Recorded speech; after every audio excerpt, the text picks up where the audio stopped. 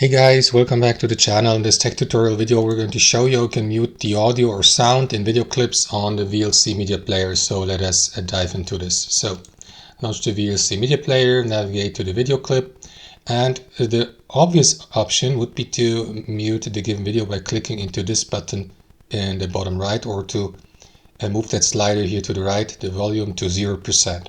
However guys, if you don't want to do this for each video clip one by one, you may also set a general rule in your player settings. To do that, click into Tools, then navigate to Preferences, and then switch to the Audio tab on here. Make sure that you disable the audio, right? And that is going to disable the audio entirely.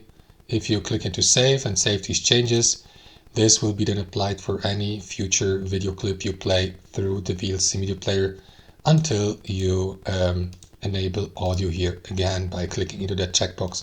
That's how it works. Thanks for watching. Hope you enjoyed it, got some value from it, and we'll see you next time on our channel.